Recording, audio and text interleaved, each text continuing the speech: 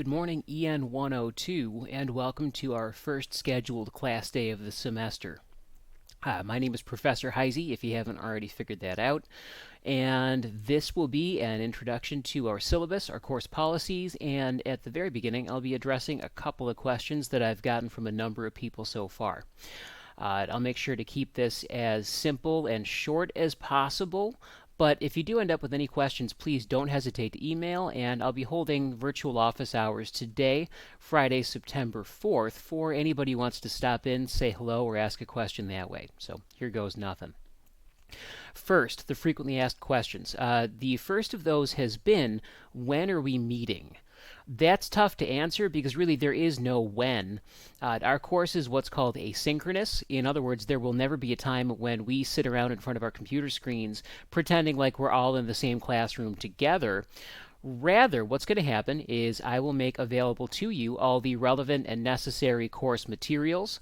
I'll instruct you how to use those, and you'll have as much time as you like within about a week's span to use those to produce the work you've got to produce before we start the thing over again. To that end, every Monday morning I'll give you a new to-do list of things to do, and every Sunday, that is the next Sunday after the Monday at 11:59 p.m., that'll be when everything's due by, so you'll have a whole week to get those things done. The other question I've gotten a couple of times over has to do with the textbook, and I'm happy to say there is none. At least there's nothing you got to buy. I've worked to put together a lot of different resources and readings and other things from various open educational resource textbooks, those are free ones that you can download online, and also from various places across the interwebs, YouTube, Wikipedia, various credible news sites, all those kinds of things. So again, just to repeat, there is no textbook you have to buy. That's a good thing. With that, we're about to dive into the syllabus. What I'd recommend you do is pause me, go and pull up the syllabus. This is, of course, in the syllabus and course info section of Blackboard. I'll give you just a second to get that done now.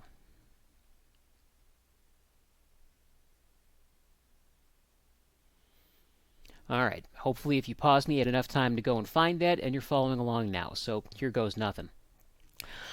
I'm going to read off the parts of this that are particularly important. I'm not going to read the whole thing. I'm going to refrain from reading the whole thing because I think you're probably able to do it. I'll tell you this, if you're having a hard time sleeping, it can be a fantastic way to get to bed. Just read the whole thing, it'll put you right out. Here we go. So again, our course title is EN102. This is composition for the STEM disciplines. The program it's in is English. My instructor name is Professor Andrew Hyzy. Good to have everybody here.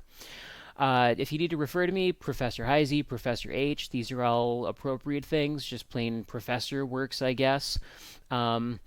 Anything else I'd rather you refrain from, just for the purposes of decorum. But again, Professor, Professor Hyzy, Professor H, all good things.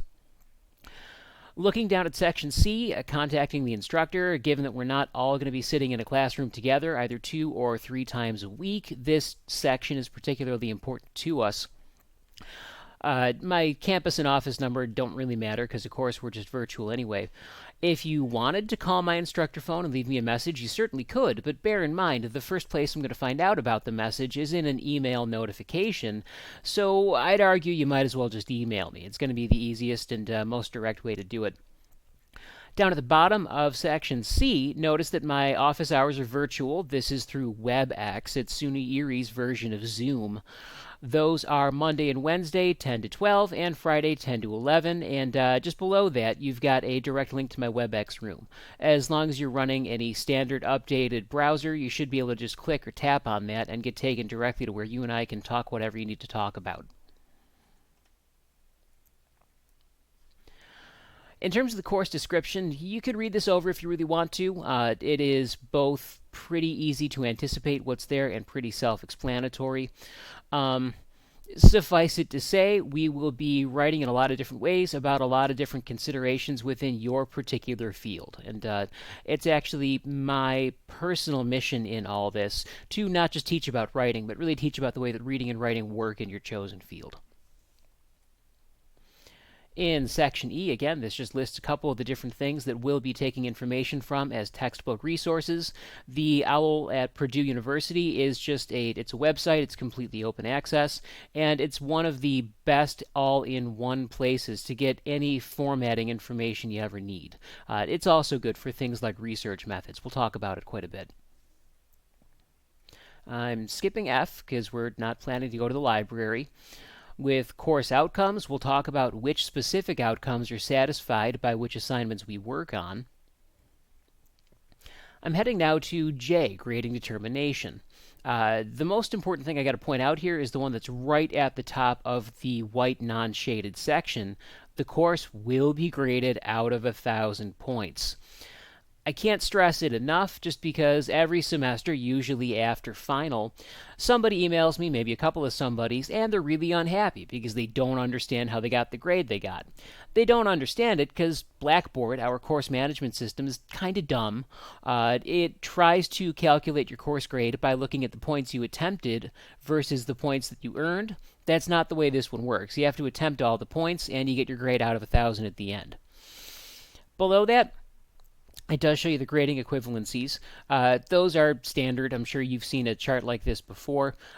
Just know what those are. Right now at the beginning of the course, it doesn't matter a whole lot, but once we're in that period of the course between midterm and final, this list of grade equivalencies will become more and more important as you become aware of exactly what your final grade looks like it's going to be, and maybe what work you've got to do to pull that grade up if you decide to. Now, really, Section K is just listing out the variety of different places you'll get your final grades from. You can take a look at that if you want, namely, I guess, note that there are a couple of these assignments that will be the largest portions of your course grades. There is no need, though, to look at these and understand exactly what they all are right now. I'll make sure that each time we venture into a different one, we do a full discussion of why it's important. In attendance requirements, again, I've got a reiteration here of how our course is going to be run. It can't hurt to look that over. It also does state that our attendance will be assessed and recorded based on your completion of various weekly course activities and whatnot. Basically, these aren't graded, but these are the small writing activities I ask you to do to help you prepare for producing the thing that will get a grade down the road. For classroom expectations, yeah, I get it, we're not in a classroom, but even so, it never hurts to periodically remind oneself that the person across the computer screen and behind their own is one who would benefit from the same respect, adult manner, courtesy, and other good behavior that we would like to have towards ourselves. Just make sure you remember that. Section N addresses students with disabilities or special needs. I'm just going to read the thing off. Actually, SUNY Erie tells me to do so.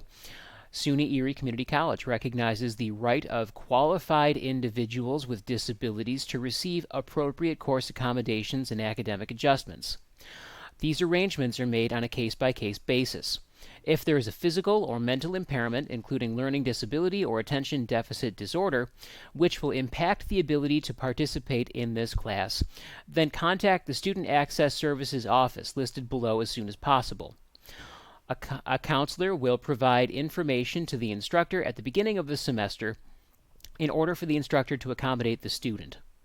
If the student does not give the appropriate forms to the instructor and decides to bring it up after the semester is over, the student forfeits all rights. The last sentence is actually the newest addition here, and this isn't anything I wrote. This comes directly from the Student Access Center. We have had a number of students in the recent past come to us and go to our various academic deans unhappy because they didn't tell us about their accommodations, got a grade they didn't like, and are trying to somehow retroactively have that raised. And of course, that's not possible and frankly not ethical. Don't bother with the topical outline. That's really just there because it has to be. Same thing with Starfish. Not going to apply much to us because we're not in a seated classroom.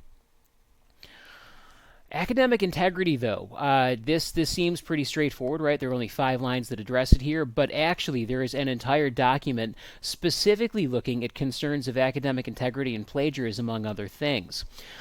Anyway, the long and short of it is that academic integrity concerns will be important to us throughout the entire semester because we're doing writing, and writing often means having to borrow wording and ideas from other people.